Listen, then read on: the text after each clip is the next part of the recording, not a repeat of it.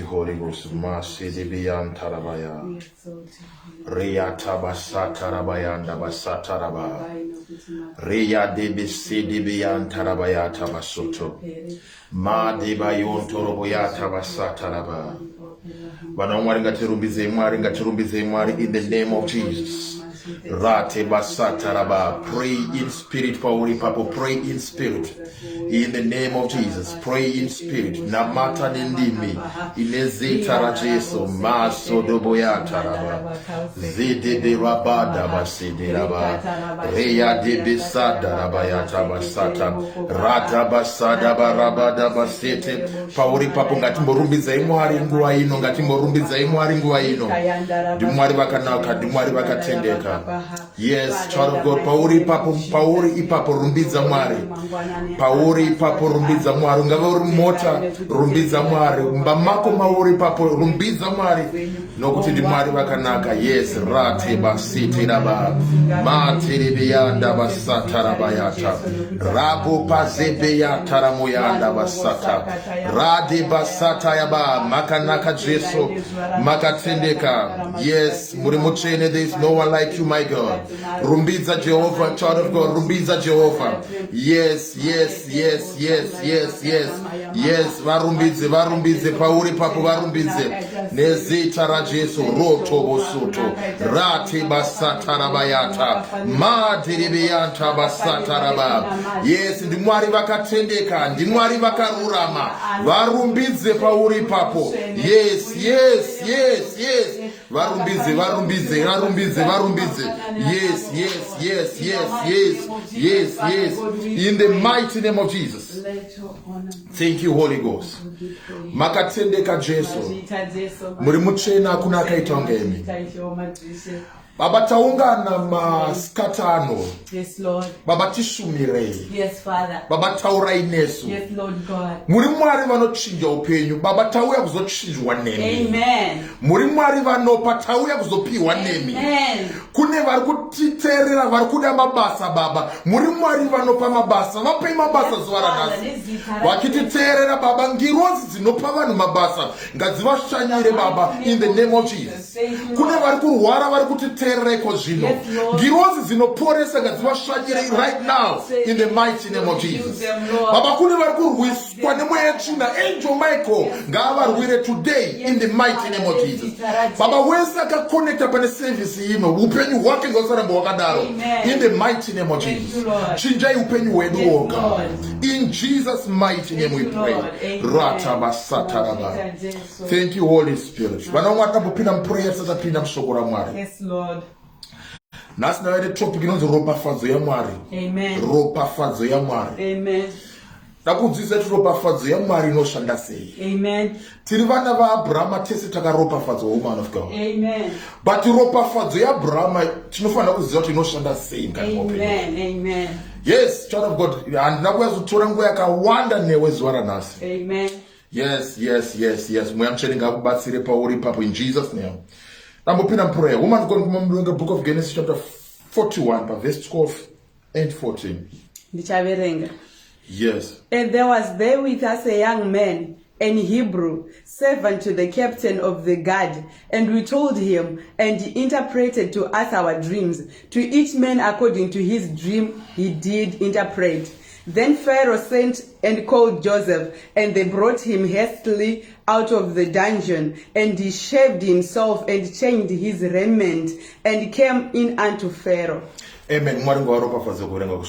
Amen. Uyu ndi Joseph, the story of Joseph. Amen. Vanomwari ndakakuzokudzidzisa nhasi kunamata. Mwari kana vachida kuropafadza munhu, vanoshandisa munhu. Amen. Ndogara nchinzwa vanhu vachiti handina basa nemunhu, ndine basa naMwari. Amen. Child of God, nyika yatiri kurarama ino yakapiwa munhu. Amen. Saka Mwari vakada kukuropafadza vauye vari ivo Mwari asi vanonopinda mune munhu. Amen. Saka wakatanga kuti hauna basa nemunhu, unofa wakadaro una Mwari. Yes, Lord. Mwari kana wada kushanda newe, vakada kuchinja upenyu hwako, vanoda munhu wanoshanda naye. Amen. Saka munhu tinomuda, hazvina basa anonamata kana kuti haanamate, munhu tinomuda. Amen. Joseph angari murume aidiwa naMwari. Amen. Akasarudzwa naMwari. Amen. Asi paakasumudzwa, haana kusumudzwa neasinganamate. Yes. akasumudzwa anakusumudzwa neanonamata akasumudzwa neasinganamati. Amen. Vasinganamati vakaona Mwari muna Joseph. Amen. Saka tinabasa kuti auya patiri achida kuti sumudza anonamata iri vandavanamati. Vana Mwari takada kusumuka mupenyu ngatisashorei vanhu. Hallelujah. Hallelujah. Joseph ana kusora vanhu. Amen. Ane chiroto chakaratidzwa naMwari. Amen. Chiroto chakazadziswa paakasangana nemunhu. Amen. Munhu ane basa mukati muupenyu hwedu. Yes, very true. So zuva ranhasi kunamara chiri mwatisanganisei nemunhu ane nyasha dzekuti ramangwana rangu richinje. Amen. Child of God, pane mumwe munhu akaiswa nyasha naMwari zokuti ramangwana rako richinje. Hallelujah. Pane mumwe munhu akaiswa nyasha dzokuti uwane basa. Hausi kushanda nhasi because pane mumwe munhu wasati washangana naye. Amen. Amen. Hauna murume usati waroorwa because pane mumwe munhu wasati wasangana naye.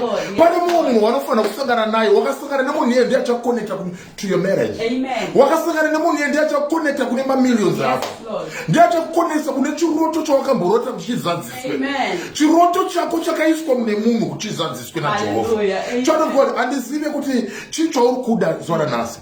Ndauya kuzokudza kuti nyasha dzako dzakaiswa mune munhu. Yes, Lord. Thank you, Jesus. So zuva ranhasi kuti unamato kuti Mwari ndisanganisei nemunhu achaita kuti remangwana rangu rinake. Amen. Munhu achachinja upenyu hwangu for good. Amen. Joseph akasangana nevarume 2 mujeri. One akaita kuti upenyu hwake uchinje. Akaita kuti upenyu hwake uchinje for God. Yes.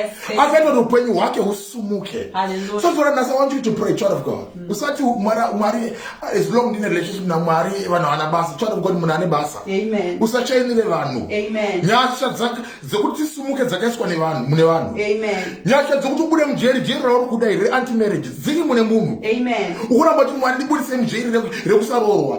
Child of God, nyasha idzo dzakaiswa mune munhu. Yes. Joseph ari mujeri akabudiswa mujeri neiko? Nemunhu. Child of God, kana kubuda mujeri rauri repoverty.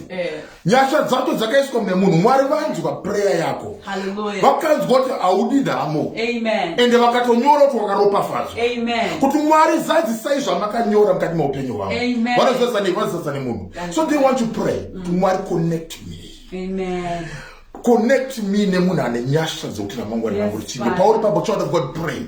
Ratabasataraba mosadavayeterabuyantavasaka reyatebeseterabuyataraba reyabatabasatarabayata morotobosotoroboyata. Child of God, pray. Kumbira nyasha kuna Jehova kuti Mwari vakusanganise nemunhu achachinja upenyu hwako for good. In the mighty name of Jesus. Mamillions ako ari mune vanhu namatira nyasha kuti Mwari kune munhu wamakaisa nyasha maari kuti upenyu hwangu uchinje. Baba, ndisanganisei nemunhu here today. In the name of Jesus. Pray. Reyatabasete manderebeyatabasoto retabopade marepadoya retayabayanda ropoyoto zateyabo rapoyadamasata reyatabasete raba mosata reyatabasete rapozotoya moratabasete. Mwari sanganisai vana vese vari kutiteerera. Baba, vasanganisei nemahelpers, vasanganisei nemadivine helpers, vasanganisei nemadivine helpers. Varume vakadzi vakachinja upenyu hwavo.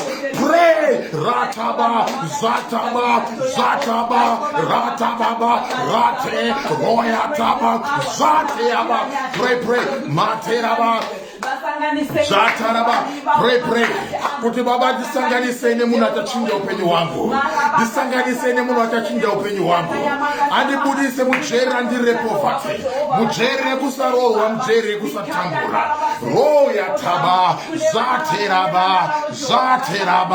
zateraba rateya. Uchitonamata nyasha dzako dziri kudzika pamusoro pako. Ndati uchitonamata nyasha dzako dziri kudzika pamusoro pako. Reyataba uchatanga kufonerwa, uchasangana nemunhu. Yes, munhu wachasangana naye achachinja upenyu hwako for good.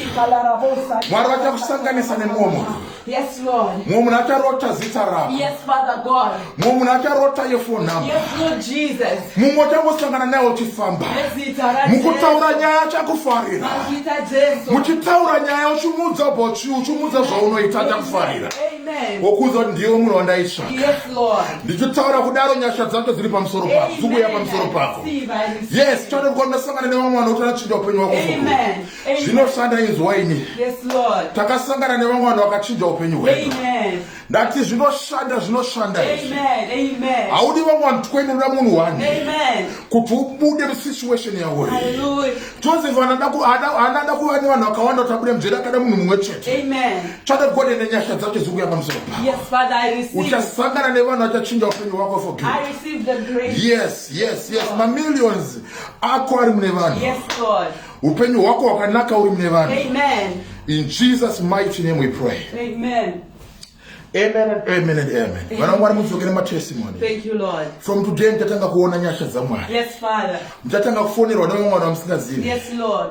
Yes, mudzoke nematestimony. Amen. Mudzoke nematestimony. Ndomuziva Mwari uyu. Amen. Kana atipa prayer points zikuru kuti pane zvaada kutoita. Yes, Father. Nokuti tanamata pane zvakutoitika. Yes, Father. Ende zvakutanga kutoitika kwauri iwe wakakonecta nesu right now. Thank you, Lord. In Jesus mighty name. Amen. Thank you, Holy Ghost. Amen. In Jesus mighty name. Vanamwari tarapinda mushoko raMwari. Amen. Tiri chechi yeshoko. Tinoumbwa neshoko. Amen. Tinochengetwa neshoko. Tinorarama mushoko raJehovha. Yes, Lord. Ndomune upenyu hwedu, ndomune simba redu imomo. Amen. Simba redu riri mushoko. Amen. Yes.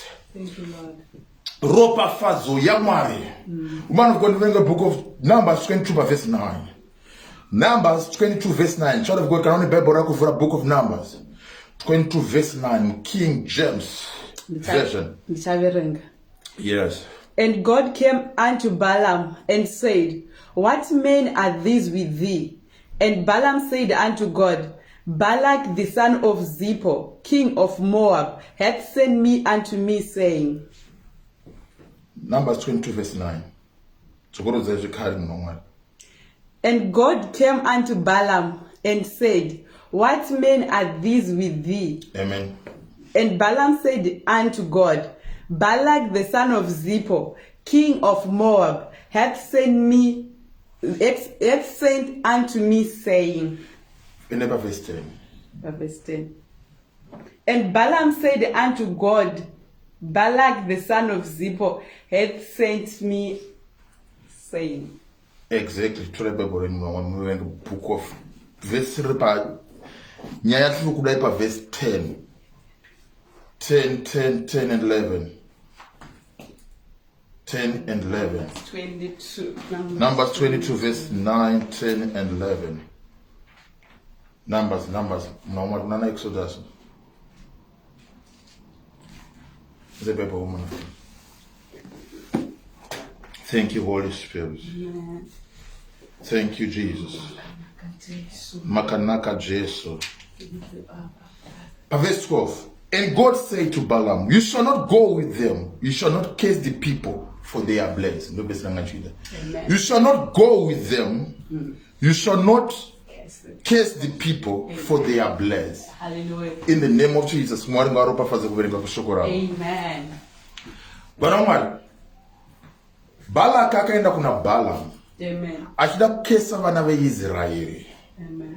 Mwari vakati kuna Balaam, usaende na Balaki. Nokuti rudzi rakaropafadzwa. Amen. Nokuti rudzi rakaropafadzwa. Usaende kunotuka vana veIsraeri. Nokuti they are blessed. Vanamwari pane zvada kuonai. Ropafadzo yaMwari yakatanga kushanda pamusoro pako. Hakuna muroya anokwanisa kuuya achikuroya.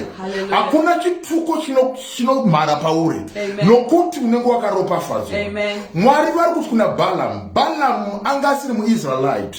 Balaam anga asinganamati whatever evil word retaurwa naBalaam right come to pass.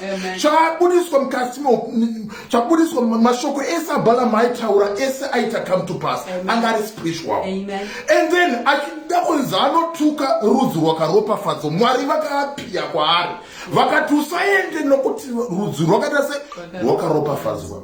Child of God, ropafadzo yaMwari yakava pamusoro pako chii chinoitika? Ropafadzo yaMwari yakava pamusoro pako chii chinoitika? Child of God, hakuna muroya anokuroya.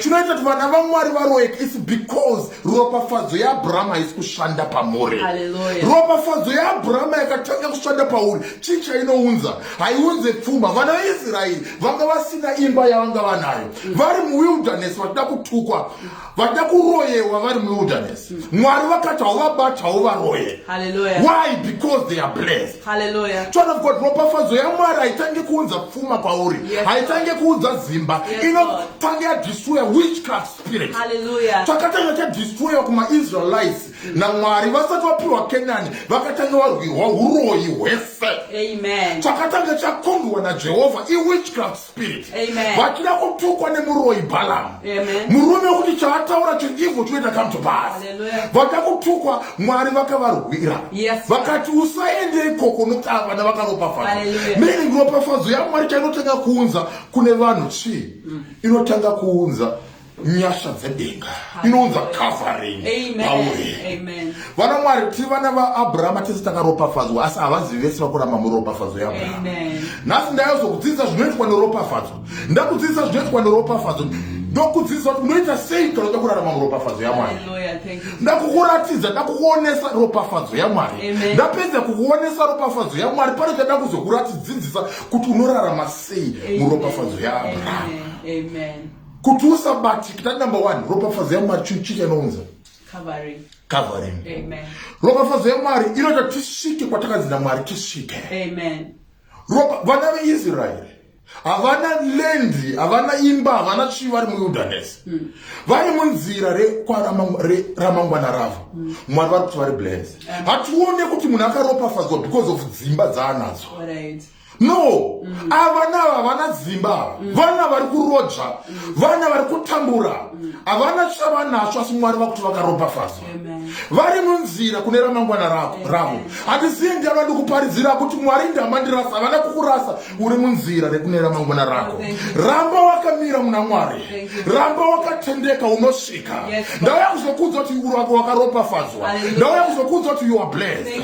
Vana veIsraeri vari muwilderness vainzi vakaropafadzwa. Child of God, you are blessed because of Mwana waAbrahama. Ramba uri munzira unosvika chete kuKenani, unosvika kune ramangwana rako. In the name of Jesus. Amen. Ropafadzo yaMwari inoita tisvike kwatakanzi naMwari tisvike. Amen. Yes. Amen. Thank you, Lord. Woman of God, come on, the book of Genesis 26 verse 1 to 3. Genesis 26 verse 1 to 3. Ndichaverenga. Muma majamba mamanera verse 12 and 18. Okay, ndichaverenga. And there was a famine in the land, beside the first famine that was in the days of Abraham. And Isaac went unto Abimelech king of the Philistines unto Gerar. And the Lord appeared unto him and said, Go not down into Egypt, dwell in the land which I shall tell thee of. Sojourn in this land, and I will be with thee, and will bless thee, for unto thee and unto thy seed I will give all these countries, and I will perform the oath which I swear unto Abraham thy father. Then Isaac sowed in that land, and received in the same year 100-fold, and the Lord blessed him. And the man was great, and went forward and grew until he became very great. Powerful. Zvinoitwa neropafadzo yaMwari. Amen. Munguva yokuti kwangu kusina kunaya, murume anonzi Isaac akaropafadzwa naMwari. Akanzi naMwari usabuda usiende kuIjipiti, gara pauri. Akadyara akakohwa zvakapetwa more than 100 times because of blessing yaMwari yenga iri pamusoro pake. Hallelujah. Child of God, ropafadzo yaMwari chese chawadyara, chese chawatanga chinokupa profit. Amen. Hazina basa wachitangira munyika yakaita se even wakapinda munyika inonzi haina mari, ngokuti wakutanga kubata milioni. Yes, Lord. Munyika isina kunaya, Jacob ndiye Isaac ndiye ega akakohwa because of blessing ropafadzo yaMwari yakanga iri pamusoro pake. Yes, Father. Child of God, ndichiparidza vamwe venyu ropafadzo iyoyo iri kumhara pamusoro penyu. In the name of Jesus Christ. Yes, Lord. Thank you, Lord. murume yakadyara musizeni isina kunaya. Amen. In other words, munyika yakaoma ndiyega akaita mari. Amen. Munyika yekuti zvinhu zvese zvakapresa ndiyega akasumuka. Yes, Lord.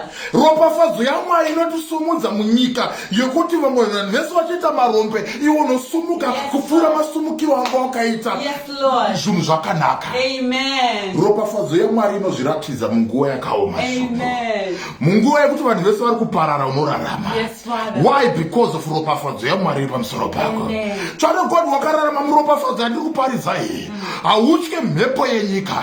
Hautye mhepo dzinosumudzwa newakaipa. Amen. Nokuti iwo pamusoro pako pane ropafadzo yaMwari. Vamwe vachichema vachiti mabasa havasi kuwanikwa iwe unotsvagwa nawo. Vamwe vachichema vachiti varume vapera vakatendeka iwe unotsvaga nevakatendeka. Vamwe vachichema vachiti zvirwere zvapinda munyika tirongorwara iwe unongoti ropafadzwa naMwari neutano. Nokuti pamusoro pako pane blessing yaMwari. Thank you, Lord. Child of God.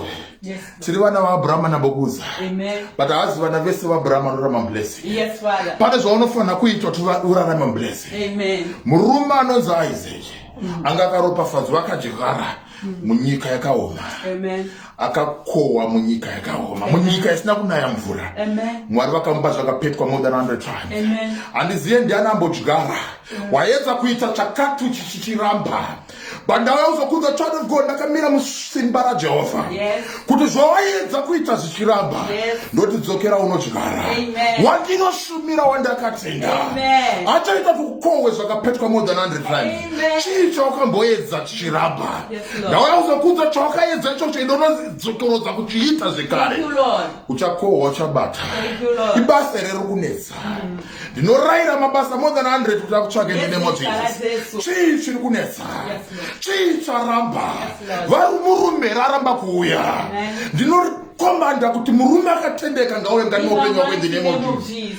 Ndo zvinoita watinoshumbira. Yes, Lord. Munyika inonzi yapera zvunhu anomutsa zvunhu. Yes, Father. Munyika inonzi yapera zvunhu ndo paanoratidza simba rake kugona kwake. Amen. Pauri kuti zvinhu zvaoma munhu waMwari uchandotangira papi? Handiziye rate ndinobhadhara nei this month. Wandinoshumira wandakatenda. Achakupa mari yerente yakapetwa more than 100 times. Ndo watakatenda yeye. Musizini yekuti zvinhu zvaoma tinoshaya kutoita sei. Anozviratidza achitipa zvinhu zvakapetwa more than 100 times. Tsvana God ndichiparidza nyasha dzacho dziri kuflowa. Dziri kubva pandiri zichiuya kwauri. Dziri kuflowa. Receive zvinhu zvakapetwa 100 times. Mabasa akapetwa 100 times. Mari yakapetwa 100 times. Yarataba. Zaratera boya tabasiti. Motaraba yata. Ndo watinoshumira. Nyasha zako ndikuzwa presence yake right now. Ngaziuye ngazikutere. Ngazipinde mbamako right now. Zvakapetwa 100 times. In the mighty name of Jesus Christ. Thank you, Lord. Chicho wakaedza kuita. Wakada mboisiedza kuseva mari yemota yakaramba kuya. Ndinokomanda 100 kuti ngadziwe kwauri. Wakaedza kutenga imba ichiramba. Ndinokomanda idzimba 100 zoti dzimwe haugare uchapa vanhu. Kudziwe kwauri in the name of Jesus. Ndo zvatinoita izvozvo. Wakaipa paanosunga mvura tiisa naye. Wega anoti even akabata mvura tiisa naye. Ndichakupa zvakapetwa 100 times. Wakabatirwa basa nevaroyi. Pawakabata ipapo ndinosiya ndoti ngavaramba wakabata nawakabata. Ndinokomanda 100 kuti ngawe. In the mighty name of Jesus. Wako murume akabatwa. Pakabatwa ipapo ndoramba ndoti ngavaramba wakabata. Ndinokomanda anobva kuna Jehovha kuti ngawe yashukurora in the name of Jesus. Nyasha dzaMwari ngaziwe pamusoro pako right now. In the name of Jesus. Yes, Lord. Yes, chichakabatwa pauri. Ndoti ngachiuye kwauri chakapetwa 100 times. Amen. In Jesus' mighty name we pray. Amen. Ropafadzo yaMwari. Amen. Vana vaMwari ndavazoparidza mharidzo yatapa musoro wenyaya yokuti ropafadzo yaMwari. Amen. Ropafadzo yaMwari. Yes, Lord. Woman of God, ndiverengere book of Genesis chapter 30 verse 27. Ndakutopedza. Genesis 30 verse 27. And Laban said unto him, I pray thee, if I have found favor in thine eyes, tarry, for I have learned by experience that the Lord hath blessed me for thy sake. Vana vaMwari, ndiLabhani ari kupupura. Hanzi ndakaropafadzwa nokuda kwako iwe. Amen. akasvika mbamune zvishoma Jacob mamalabhani mbamune zvishoma vakasvika munhu ane ropafadzo yaMwari not munhu anga ane mombe paakapinda mamalabhani angasina chaanacho but akapinda neropafadzo yaMwari chanogona andizendiyana ndikuparidzira asina chaanacho chatiri kuda kuti uve nacho nhasi iropafadzo yaMwari wakava neropafadzo yaMwari upenyu hwako hwachinja chinochinja zvinhu chinowandisa zvinhu iropafadzo yaMwari paakapinda maJacob asina paakapinda maLabhani Jacob Labhani asina chaanacho zvinhu zvakawanda akava millionaire nokuti mbamake makapinda murume ane ropafadzo yaMwari shada handizive chii chaunacho chishoma handizive chii chauri kuda kuti Mwari vawanze pauri chaurikuva chinowanzwa neropafadzo yaMwari makapinda murume anga asina mari changa anacho pamusoro pake iropafadzo yaMwari paakapinda murume ane ropafadzo akuone akapinda muimba yemunhu asinganamati mamalabhani n'anga Labhani aenda kun'anga Jacob akapinda mamalabhani n'anga Labhani akaropafadzwa because mamake mapinda munhu not ane mombe not ane mamillions asi because ane ropafadzo ropafadzo yanga iri pana Jacob yakadeurira yakaenda nekumasaidi ichinoropafadza nevasinganamata tsvana kuti ropafadzo iri kukumharadza ranhasi icharopafadza ibvi nevahedenga icharopafadza nevasinganamate icharopafadza nedzinza rako rese vacharopafadzwa vachazviziva kuti isu taropafadzwa because of you Jacob Labhani akaropafadzwa because of one murume anonzi Jacob because pamusoro pake pamba nefire pamba nenyasha paipenya tsvana kuti ndozvakutoitika pauri ndozvakuitika pamusoro pako right now in the mighty name of Jesus Christ. Thank you Holy Ghost. Thank you Holy Ghost. Yes Lord. Yes, woman of God, we're going to book of Deuteronomy 28 verse 1 to 2. Ndichaverenga Deuteronomy 28 1 to 2. Zvino kana uchiteerera zvakanaka inzwi raJehovha Mwari wako nokuchenjera kuita mirayiro yake yose yandinokurayira nhasi, Jehovha Mwari wako uchakukurisa kupfuura ndudzi dzose dziri panyika. Kuropafadzwa uku kwose kuchaitika kwauri. Muri kutozvinzwa kapo? Moses ari kuza vana veIsraeri vana vaAbhurahama vakaropafadzwa hanzi makateerera Mwari maropafadzo ese achakuteverai mini unokwanisa kuva mwana waAbhurahama wakasararama mune zvakanzi naMwari uite maropafadzo anona makamira anoramba ari padhoo but zuva raunoita zvakanzi naMwari uite ropafadzo anotanga kuuya pauri hanzi makateerera Mwari ndiMozisi ari kuudza vana veIsraeri maropafadzo aya achakuteerai kufamba naro shoko woman of God uchatevererwa nako kana uchiteerera inzwi raJehovha Mwari wako. Amen.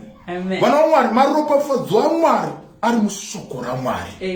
Wakada kuva mwana waAbhurahama wokuti unoonekwa unzi wakaropafadzwa rarama mushoko raJehovha rarama mune zvakanzi naMwari urarame uite wakadaro maropafadzo aMwari anokutevera Mwari vakati chipa mari inotarisa rarama imomo wakadaro maropafadzo aMwari anokutevera Mwari akati chipa marriage wakararama makadaro maropafadzo anokutevera maropafadzo aMwari anotevera shoko raMwari ropafadzo yaJehovha inotevera shoko raMwari wakararama mushoko raMwari wateerwa nemaropafadzo kana uchida kupfuma ita zvakanzi naMwari uite itya zvakaipa wakararama mushoko raMwari maropafadzo edenga akutevera. Hallelujah. Yes, amen. Woman of God. Amen. Vana Mwari murume anonzi Moses murume airarama muropafadzo yaMwari but pane chisina kuzozadzisika mukati meupenyu hwake zvaakapromiswa naMwari haana kuzopinda mune zvakapromiswa naMwari. Why? Because akabuda muivu yaMwari. Mwari pakati enda unotaura nedombo ribudise mvura yakasvika karova dombo. Mwari akati because of that unomuteerera usikupinda muKenani. Vana vaMwari chinoita kuti vana vaMwari maropafadzo aMwari asazadziswe mukati meupenyu hwedu. Tinoda kuita zvedu isusu. Toda kuita zvedu. Toda kurongera Mwari panzvimbo tirongerwe naMwari. Toda kutaurira Mwari panzvimbo titaurirwe naMwari. Rarama mune zvakanzi naMwari uite ivi uchizviona kunge zvakaoma rarama mazviri nokuti hazvina kuoma zvine upenyu zvinokusvitsa kuKenani zvinonge zvakaoma asi zvine upenyu rarama mune zvakanzi naMwari urarame utsika wakadaro child of God ropafadzo yaMwari inouya pamusoro yes mapromises aMwari anozadziswa sei man of God book of Exodus 23 verse 25 Ndichaverenga. Exodus 23:25. I shall read. And ye shall serve the Lord your God, and he shall bless thy bread and thy water, and I will take sickness away from the midst of thee. And you shall save me. Yes. Wakandiseva nchakuropa nchakublessa. Amen. Vana Mwari, ropafadzo yaMwari inotera vanoita basa raMwari. Wakavaisowina ropafadzo yaMwari inoya pauri. Amen. Wakada kuita basa raMwari, anoita basa raMwari anotirwa nemaropafadzo yaMwari. Mwari wakavashandira vanokuropafadza. Hanzi wakandishandira nchakuropafadza, wakandishandira nchakuropafadza. Kushanda even like munhu anobatsira Mwari even financially muchurch. Mwari vanokuropafadza. Even kusuka mateli ndambo kudzidzisa about that. Mwari vanokuropafadza. Kuita basa raMwari kunounza blessing yaMwari pamusoro pako. Yes, Lord. Wakava munhu anogara achiita basa raMwari, zvizive chichauya pamusoro pako iblessing yaMwari. Kana ungati blessing yaMwari igare pamusoro pako, ita zvakanzi naMwari uite. Wakararama mune zvakanzi naMwari uite, chadoko waunza blessing yaMwari pamusoro pako. Uchatanga kuona zvinhu zvasina kunamatira zvichatanga kuuya mukati meupenyu hwako. Uchatanga kuona Mwari vairoya dzinza havachakwanisa kukuroya. Haucharoyeka, hauchabatika chichikuitika because unoseva Mwari. Kuseva Mwari kuri pakawanda, vamwe vanoseva Mwari financially, vamwe vanoseva Mwari nokuita basa raMwari muimba yaMwari. Vamwe vanoseva Mwari nokuti paitwa crusade, iye ndiye anobudisa mari yese kuti crusade hit, ari kuseva Mwari. Wakadaro chadoko chichawaita, waita kuti Mwari vako rwire kune hondo dzose dzewakaipa. Waita kuti Mwari vako ropafadze. Waita kuti ropafadzo yaMwari ive pamusoro pako. Uchatanga kuona zvinhu zvichiwanda mukati meupenyu hwako. Uchatanga kuona pawasvika pesi nyasha dzaMwari dzasvika. Pawasvika even pasina peace inoyerekana yapo. Chichikuitika pamusoro pako pane ropafadzo yaMwari. Wakaseva Mwari.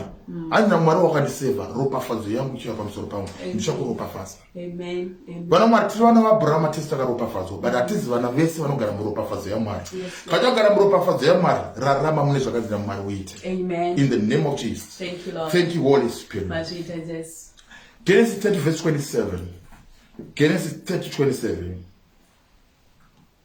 Genesis 30:27. Yes.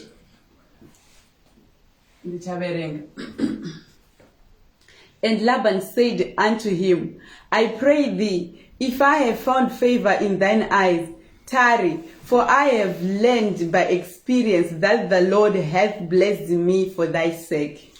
Karota kuropafadzwa naMwari uenda sei? Child of God. Kanda tiropafadza yaMwari kutevera iwe pamusoro pako. Chichaunoita. Tsvaga mumwe munhu akaropafadzwa naMwari. Amen. Wakaconnecta nemunhu akaropafadzwa naMwari. Ropafadzo yaMwari inoya pamusoro pako. Abhurahama chakuropafadza njamuropafadza. Sometimes kana uda kuropafadzwa naMwari, tsvaga munhu ane blessing. Haasi munhu wese ane blessing ane pfuma. Jacob anga asina pfuma, paakapinda bama Labani. Chichakaitika, akasvika Labani akabva apfuma. Why? Because pamusoro pakapambana ropafadzo. Amen. Chii chinoitika, child of God? Kana uda kuti ropafadzo yaMwari, dzidza kuconnecta nemunhu ane blessing. Amen. Dzidza kuconnecta kune munhu ane blessing. Pane mumwe munhu wakasangana naye. Chaungotinamatira because wasangana naye unobva wachiwana. Because wasangana nemunhu iyeye akataura mashoko chinjonamatira 3 years, angotaura mawords even 3 words, upenyu hwako unochinja for good. Choda kuti inini pane zvandainamatira, pandakasangana nevamwe vanhu vaMwari upenyu hwangu hwakachinja 2 minutes. Paangoreleasa mawords mukati meupenyu hwangu, zvinhu zvandakasanyira ndichinamata zvisingabe pandiri for years, but man of God paakareleasa mawords pandiri upenyu hwangu hwakabva hwachinja. Why? Ndakasangana nemunhu ane ropafadzo yaMwari. Vana Mwari, industry kune vanhu vauya patiri upenyu hwavo hwakaoma. Why? Because pamusoro pedu pane ropafadzo yaMwari. Toreleasa mawords, zvinhu zvangwana mayears vachinamatira zvo zvachinja ipapo noti mangwana chichikuitika vasvika pane munhu ane ropafadzo yaMwari. Child of God, sometimes tsvaga munhu ane ropafadzo ane blessing and anoconnecta nemunhu iyeye. Wakaconnecta nemunhu iyeye, chichikuitika zviri paari zvinouya pauri, nyasha dziri pauri ari dzinouya pauri. Vanhu vaMwari ndo zvavasingada kudzidziswa izvozvo. Vana vaMwari ndo zvavasingada kudzidziswa. Vada kudzidziswa kuti chinhu chese unonamata wega, chinhu chese unoriziva wega, wakapinda mupreya wakakumbira Mwari. Hazvi zvinhu zvese, dzimwe nyasha dzakaiswa mune vanhu, mamwe maropafadzo akaiswa mune vanhu. Ndokana chikudzidzisa book of Acts, Dorcas afa chichikuitika, cheche haina kunamata. Why? Because ropafadzo iyo havana. Ropafadzo iyo pana Peter, vakanotsvaga Peter. Vanga vasina pride. MaChristians ezvinezvi vane pride. Havadi kusvika vachida kusubmita even pane mumwe man of God. Man of God, please pray for us. Havadi kusvika pana man of God, vachizvininipisa pana man of God, vachiteerera vachisvika vachizvininipisa pana man of God. Vana Mwari, wakawani munhu akadaro, ane spirit yakadaro, zvizive kuti maropafadzo anouya kwauri. Dorcas akamuka because of Peter. Church of Acts yaidzidza kuziva kuti ropafadzo yakadai iri pana ningi. Isu hatina ropafadzo yakadaro. Amen. Child of God, pana dzimwe nyasha dzausina dzidza kutsvaga vanadzo. Wakadaro chichi kuitika. Chazvona zvinhu zvaunonamatira uchitsamira auzvinamatiri wewe unosvika uchizvitora. Amen. You know, unosvika uchizvitora. That's true. Chichi kuitika varume vakaiswa nyasha naJehovha pamusoro pavo. Amen. Vanokwanisa vakadzi vakaiswa nyasha naJehovha pamusoro pavo. Vanonga pane zvimwe zvinhu zvandinoda ini handizvinamatiri. Kazhinji ndinoconnecta neanazvo. Amen. Ndotora kwaari. Amen. In the name of Jesus. Amen. Yes. Hallelujah. Ropafadzo yaMwari last point iri pakuteerera Mwari. Alright. Vana Mwari, wakadzidza kuteerera kuti Mwari vari kuti musizini yamunenge muri. Ropafadzo yaMwari inouya kwauri. Amen. Ropafadzo yaMwari inotevera vanoteerera Mwari. Amen. Ropafadzo yaMwari kauda kuropafadzwa naMwari. Dzidza kuteerera Mwari. Amen. One day kudzidza kuti Mwari wacho kwandokwateerera sei. Because like wato confused. Kuti ndoteerera sei Mwari wacho. Mwari anotaura in so many ways. Ndichiparidza so Mwari anotaura newe. Amen. Ndakasvika ndakakudza kuti Mwari vari kuti Mwari vataura newe. Amen. Wakafollow that instruction, ropafadzo yaMwari yauya pauri. Amen. Wakafollow that instruction, Mwari anotaura newe in your heart. Wakafollow that instruction, Mwari vataura newe. Amen. Mwari vanotaura nesu. Ropafadzo yaMwari inotevera vanonzwa Mwari vachiteerera Mwari. Mwari akakudza kuti chakati. Mwari akakudza kuti enda unopa varombo. Wakafollow that. Wakasapikisa that voice. Ropafadzo yaMwari yakutevera. Amen. Ropafadzo yaMwari inotevera voice redenga. Amen. In Jesus' mighty name. Thank you, Lord. Amen and amen and amen. Amen. What a powerful service wana Mwari. Thank you, Ndona Lord. matira nyasha pamusoro pavo. Yes, Lord. Nyasha dzekuti urarame mukuda Mwari nemukusvika Mwari. Amen. Nyasha dzekuti urarame mukuita basa raMwari. I receive. Iva mwana waMwari anogara achiparidza shoko raMwari. I receive. Vanhu ngavazive Jesus because of you. Amen. Child of God, vanhu vakaziva Jesu because of you. Uchidaro uchishandira Mwari, Mwari anokuropafadza. Child of God, ndambokudzidzisai makashandira nyika, nyika inokubhadhara. Wakashandira nyika, nyika inokubhadhara. What about God? What about wakashandira Mwari? Vanokuropafadza. Hallelujah. Dzidza kushandira Mwari. Zvimwe zvauri kuda izvi zvinouya wakashandira Mwari. Dzidza kuparidza shoko raMwari. Dzidza kuadvertisa zita raJesu. Paridza Mwari, vanhu ngavazive Mwari because of you. Wakadaro dzidza kupatita nebasa raMwari, kupa muimba yaMwari. Wakadaro chichiri kuitika basa raMwari rinenge richimuvha richifamba basa raMwari, madhoors ako anovhurika. Vana vaMwari ndinzwei, makava vana vaMwari vanopatita even nebasa raMwari, Mwari anokuropafadza. Vana Mwari sitaona vanhu vasina vachiuya kwatiri vachiropafadza basa raMwari not redo, vachisvika vachiropafadza basa raMwari kana vachiti pausiku paizvi kupa Mwari, vachiropafadza basa raMwari vachibva patiri upenyu hwavo unochinja. Zvinhu zvavo vachinamatira sofuti kuti vasinganamata vainamata vachinamata Mwari aramba vakanyarara, asi one day pawakasvika ukapatana nebasa raMwari chichi kuitika, Mwari akavhura mamwe madhoors. Mwari anovhura mamwe madhoors ekuti wega unoshandiswa bachi chaitika. Hallelujah. Hallelujah. You know, zvinhu zvane 20 years uchinamatira Mwari anokuropafadza. Dzidzai kupa muimba yaMwari. Amen. Dzidzai kupatana nebasa raMwari. Amen. Hausi kubirwa, hausi kupa munhu. Munhu wanongo uchipa is not the man of God. It's God. Amen. How? Mwari ngaakuropafadzei. Amen. Mwari ngaakuchengetedzei. Amen. Ndinotaura nyasha dzedenga pamusoro penyu. Amen. Mwari ngavakurwirei kune hondo dzinosumudzwa nemwakaipa. Yes, Father. I pray for you, child of God. Yes, Lord. Mwari ngavakuzadze nemufaro this week. Nezitara Jesu. Tsvagwa nezvakanaka this Yes, week. Lord. Madhoors emari ngaavhurike mukati In meupenyu the hwako mighty this name week. of Jesus. Ndinoti pinda this week unorarama not kuparara. Amen. I receive. Pinda this week unopfuma not kuita rombe. Amen. I receive. Mwari ngavakusumudze pavakusvitsa pasi neforce inokudonhedza. Yes, Father God. Denga ngarigari rakakutarisa rikufarira. Amen. Denga ngarikuchengetedze nguva dzose. Amen. In the mighty name of Jesus. Thank you, Lord. Mwari ngavaronge tsoka dzako. Yes, Father. Ngavaronge tsoka dzako Jehovah this week. Yes, Lord. Vadziendese kunzvimbo dzakanaka. Yes, Father. Nzvimbo dzine mufaro wako. Yes, Father. In Jesus' mighty name. Amen. Child of God, you are blessed. And shalom. Thank you, Lord. Thank you, Holy Spirit. In